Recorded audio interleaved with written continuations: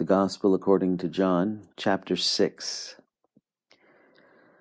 After these things, Jesus went away to the other side of the Sea of Galilee, or Tiberias, and a great multitude was following him, because they were seeing the signs which he was performing on those who were sick.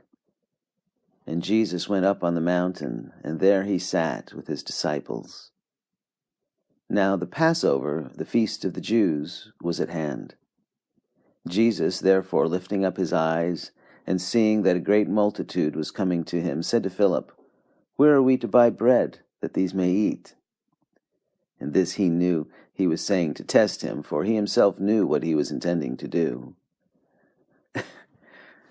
Philip answered him, 200 denarii worth of bread is not sufficient for them, for everyone to receive a little. And the footnote here, denarii. The denarius was equivalent to 1 day's wage.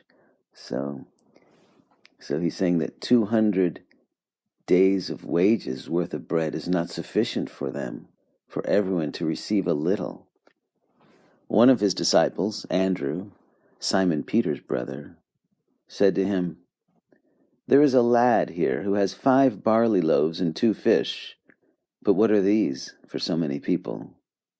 Jesus said, "Have the people sit down." Now there was much grass in the place, so the men sat down, in number about 5,000. Jesus therefore took the loaves, and having given thanks, he distributed to those who were seated, likewise also of the fish, as much as they wanted. And when they were filled, he says to his disciples, "Gather up the leftover fragments, that nothing may be lost." And so they gathered them up, and filled 12 baskets with fragments from the 5 barley loaves, which were left over by those who had eaten. When therefore the people saw the sign which he had performed, they said, "This is of a truth the prophet who is to come into the world." Jesus therefore, perceiving that they were intending to come and take him by force to make him king, withdrew again to the mountain by himself alone. Now when evening came, his disciples went down to the sea, and after getting into a boat, they started to cross the sea to Capernaum. And it had already become dark, and Jesus had not yet come to them. And the sea began to be stirred up, because a strong wind was blowing. When therefore they had rowed about 3 or 4 miles, they beheld Jesus walking on the sea and drawing near to the boat, and they were frightened. But he said to them, "It is I, do not be afraid." They were willing therefore to receive him into the boat, and immediately the boat was at the land to which they were going. The next day, the multitude that stood on the other side of the sea saw that there was no other small boat there except one, and that Jesus had not entered with his disciples into the boat, but that his disciples had gone away alone. There came other small boats from Tiberias near to the place where they ate the bread after the Lord had given thanks. When the multitude therefore saw that Jesus was not there, nor his disciples, they themselves got into the small boats and came to Capernaum, seeking Jesus. And when they found him on the other side of the sea, they said to him, "Rabbi, when did you get here?" Jesus answered them and said, "Truly, truly, I say to you, you seek me, not because you saw signs, but because you ate of the loaves and were filled. Do not work for the food which perishes, but for the food which endures to eternal life, which the Son of Man shall give to you. For on him the Father, even God, has set his seal." They said therefore to him, "What shall we do that we may work the works of God?" Jesus answered and said to them, "This is the work of God, that you believe in him whom he sent." They said therefore to him, "What then do you do for a sign, that we may see and believe you? What work do you perform? Our fathers ate the manna in the wilderness, as it is written, He who gave them bread out of heaven to eat." Jesus therefore said to them, Truly, truly, I say to you, it is not Moses who has given you the bread out of heaven, but it is my Father who gives you the true bread out of heaven. For the bread of God is that which comes down out of heaven and gives life to the world. They said therefore to him, Lord, evermore give us this bread. Jesus said to them, I am the bread of life. He who comes to me shall not hunger, and he who believes in me shall never thirst. But I say to you that you have seen me and yet do not believe. All that the Father gives me shall come to me, and the one who comes to me I will certainly not cast out. For I have come down from heaven, not to do my own will, but the will of him who sent me. And this is the will of him who sent me, that of all that he has given me I lose nothing, but raise it up on the last day. For this is the will of my Father, that everyone who beholds the Son and believes in him may have eternal life, and I myself will raise him up on the last day.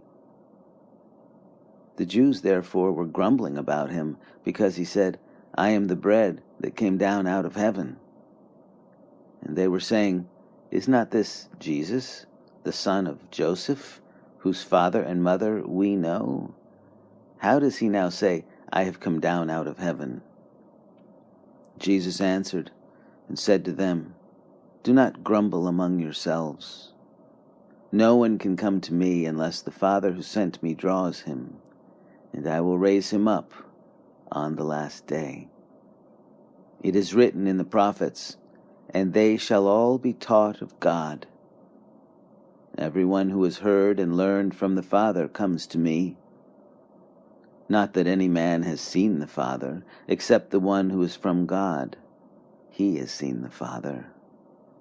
Truly, truly, I say to you, he who believes has eternal life.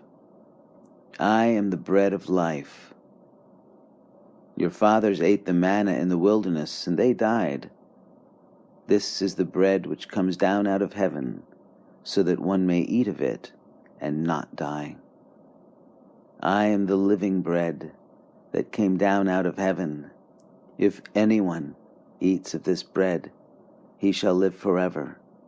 And the bread also which I shall give for the life of the world is my flesh. The Jews therefore began to argue with one another, saying, How can this man give us his flesh to eat?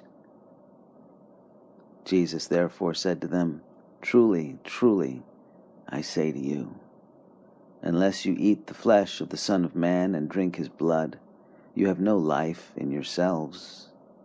He who eats my flesh and drinks my blood has eternal life, and I will raise him up on the last day. For my flesh is true food, and my blood is true drink. He who eats my flesh and drinks my blood abides in me, and I in him. As the living Father sent me, and I live because of the Father, so he who eats me, he also shall live because of me. This is the bread which came down out of heaven, not as the fathers ate and died. He who eats this bread shall live forever.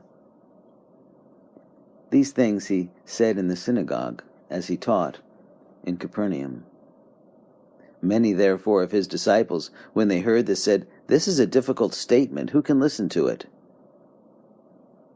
But Jesus, conscious that his disciples grumbled at this, said to them, Does this cause you to stumble? What then if you should behold the Son of Man, ascending where he was before? It is the Spirit who gives life. The flesh profits nothing. The words that I have spoken to you are spirit and are life. But there are some of you who do not believe. For Jesus knew from the beginning who they were who did not believe, and who it was that would betray him. And he was saying, "For this reason I have said to you that no one can come to me unless it has been granted him from the Father." As a result of this, many of his disciples withdrew and were not walking with him anymore. Jesus said therefore to the 12, "You do not want to go away also, do you?" Simon Peter answered him, "Lord, to whom shall we go? You have words of eternal life, and we have believed and have come to know that you are the Holy One of God."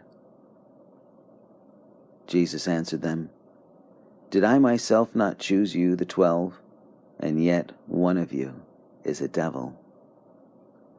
Now he meant Judas, the son of Simon Iscariot, for he, one of the 12, was going to betray him.